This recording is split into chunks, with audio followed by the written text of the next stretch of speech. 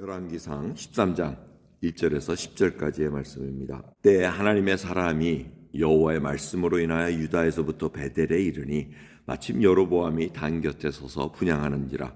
하나님의 사람이 단을 향하여 여호와의 말씀으로 외쳐 가로되 단아 단아 여호와께서 말씀하시기를 다윗의 집에 요시아라 이름하는 아들을 낳으리니 저가 내 위에 분향하는 산당 제사장을 내 위에 제사할 것이요 또 사람의 뼈를 내 위에 사르리라 하셨느니라 하고 그날에 저가 예조를 들어 가로되 이는 여호와의 말씀하신 예조라. 단이 갈라지며 그 위에 있는 재가 쏟아지리라 하매 여로보암 왕이 하나님의 사람의 베델에 있는 단을 향하여 외쳐 말함을 들을 때 단에서 손을 펴며 저를 잡으라 하더라.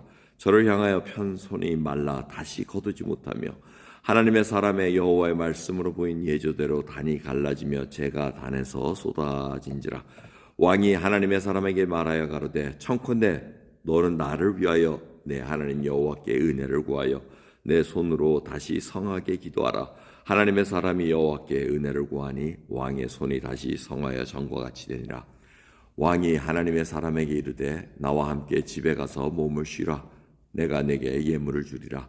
하나님의 사람이 왕께 대답하되 왕께서 왕의 집 절반으로 내게 준다 할지라도 나는 왕과 함께 들어가지도 아니하고 이곳에서는 떡도 먹지 아니하고 물도 마시지 아니하리니 이는 곧 여호와의 말씀이 내게 명하여 이르시기를 떡도 먹지 말며 물도 마시지 말고 왔던 길로 도로 가지도 말라 하셨음이니라 하고 이에 다른 길로 가고 자기가 베델에 오던 길로 쫓아 돌아가지 아니하니라. 아멘.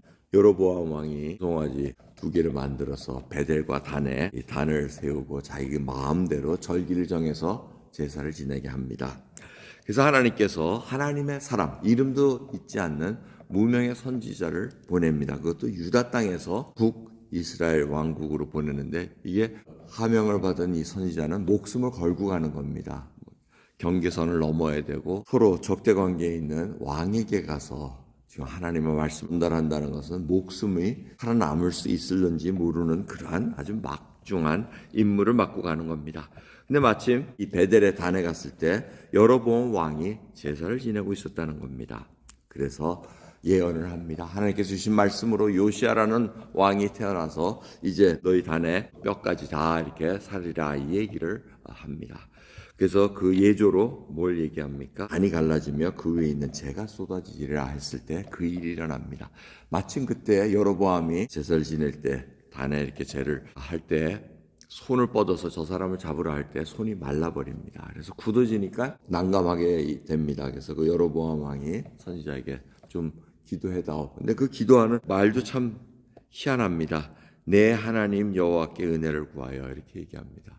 자, 하나님이 자기 하나님이 되어야 될 텐데 당신의 하나님께 은혜를 구해달라 할 때 또 이렇게 하나님의 사람이 은혜를 구해서 성하게 만듭니다. 이렇게 성하게 한 이유는 이 하나님의 사람의 말씀이 권위가 있다는 겁니다. 분명히 이렇게 이루어진다는 것입니다. 그러면서 이 여로보암이 예물을 주겠다니까 하나님께서는 떡도 물도 마시지 말고 돌아왔던 길을 그대로 가지도 말고 돌아가라 그랬으니 나는 가야 됩니다 하고 갑니다. 자, 오늘 말씀이 여기까지입니다.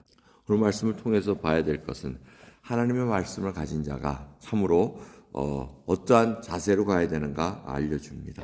그리고 이 여로보암이 자기 굳어진 팔이 성하게 됐음에도 불구하고 팔이 회복됐지만 신앙이 회복되지가 않습니다. 이게 참 문제입니다. 자기 아플 때는 구해달라고 하지만은 그것이 신앙의 회복으로까지 이어지기는 굉장히 쉽지가 않습니다. 여로보암 왕은 계속해서 엄청난 우상 숭배를 하면서 이 북이스라엘 왕국을 그쪽으로 몰아갑니다. 이 요시아라는 예언에 나온 이 왕은 300년 후에 나타나는 왕입니다. 그러니까 300년 동안 이 북이스라엘 왕국 계속해서 이 베델과 단에 있는 금송아지 산당을 지내는 그러한 우를 범하게 되는데 하나님께서 그걸 기다리신다는 겁니다.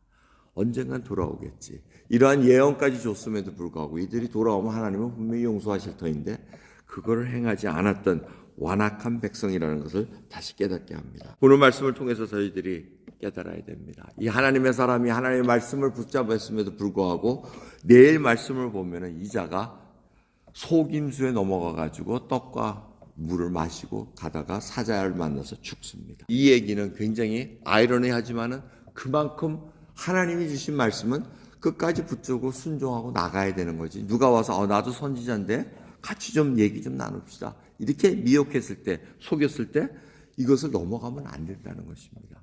그만큼 하나님의 말씀은 순종해야 되고 그 말씀을 받은 자는 순전한 복종으로 나가야 된다는 것을 깨닫게 해줍니다. 하나님께서 이렇게 말씀을 하나님의 사람에게 주어졌듯이 예수 그리스도를 믿는 저희들에게도 메시지를 주어주셨습니다. 평화의 복음의 신을 신고 나가라고 말씀하십니다. 근데 그 평화의 복음의 신을 신기 위해서는 구원의 투구를 써야 되고 의의 흉배도 붙여야 되고 진리의 띠를 써야 되고 믿음의 방패를 들어야 되고 성령의 말씀을 들고 가야 되는 하나님의 전신 갑주를 입고 가야 됩니다. 그걸 조금이라도 긴장을 늦추게 되면 어떠한 화를 당할지 어떠한 미혹에 넘어가 가지고 우를 범할지 모르는 사실입니다. 그러기에 저희들 복음의 평안의 신을 신는다는 것이 어떠한 뜻이고 내가 정말 그 메시지를 안고 걸어가는 그 발걸음이 어떠한 걸음인 것을 다시 한번 깨닫게 합니다. 여러분 오늘도 저희들은 그 메시지를 들고 또 나갑니다. 오늘 이 하루를 지내는 동안 하나님께서 정말 그 메시지를 온전히 전하기를 원하고 우리의 삶을 통해서 예수 그리스도의 그 향이 드러나기를 원하는 귀한 하루 되기를 원하면서 기도하기를 원합니다. 기도하겠습니다. 하나님 감사합니다. 오늘도 귀한 새벽을 허락하셨습니다. 생명을 주셨기에 저희들 복음의 평안의 신을 신고 걸어가는 예수 그리스도의 제자, 예수 그리스도의 증인으로 살아가길 원합니다.